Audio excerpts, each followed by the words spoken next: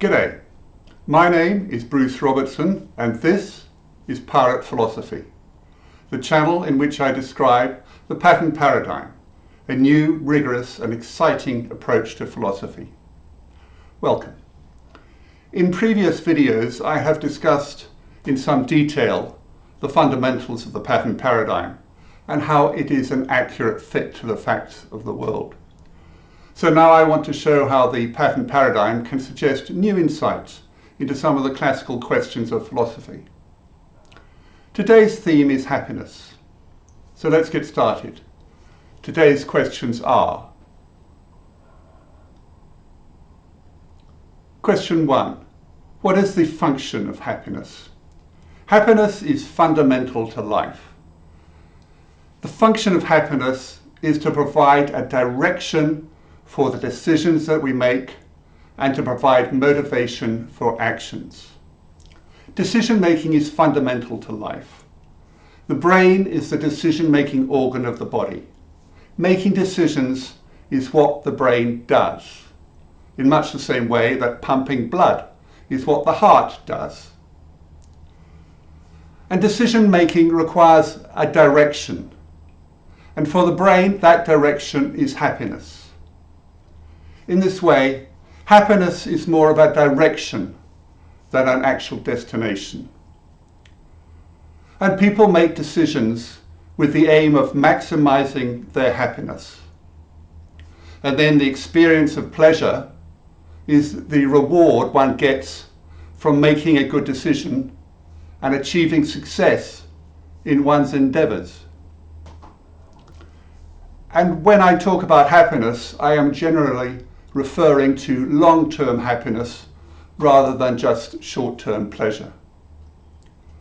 And when I assert that people seek happiness, I am saying this as a description of what people do rather than a proscription of what people should do.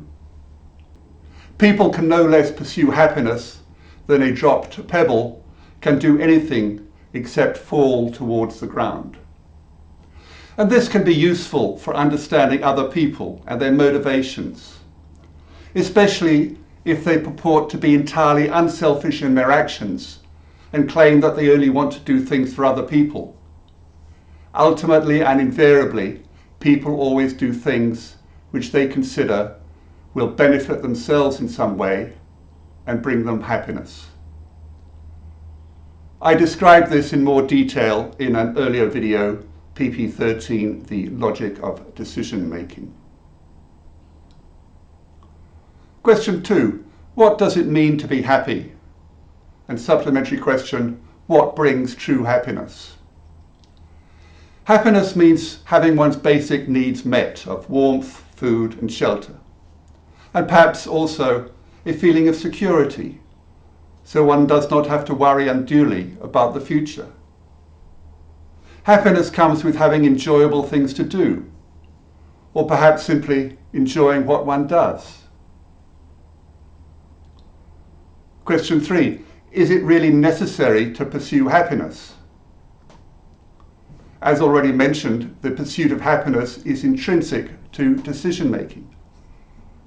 But how people go about pursuing happiness is subject to their personal characteristics and also their personal situation. And also often people will use sub-goals in making decisions rather than using the ultimate goal of long-term happiness. So, for example, people may decide at an early age that their path to happiness lies in being part of their community. So later on they will use this sub-goal of being part of the community as a direction for their decision making, and hence make decisions to ensure that they remain secure within their community and abide by its mores. Whereas other people might decide that their happiness lies in climbing mountains or becoming a nurse or playing music. It is their choice. And it may be important in one's youth to try out different things and activities so that one can find out what it is that one enjoys and which brings happiness. Question 4. Do humans need other people in order to live? And supplementary question, does anyone else's happiness affect our own? Well, we are social animals, and in the modern world, we rely upon other people for the provision of goods and services to meet our basic needs. We also rely on people to generate the modern technology that we find so useful.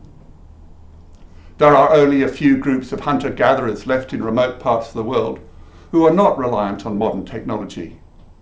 And even for them, they need the other people in their community in order to survive. In an ideal world, there would be a culture of respect and goodwill to all others, where everyone, knowing that being nice to other people will eventually be returned to themselves when the other people are nice to them in return, this would make everyone happy. It is what some might call karma.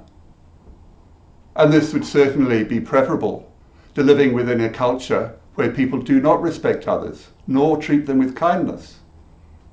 In such a culture, people might even resort to violence, and everyone would be unhappy.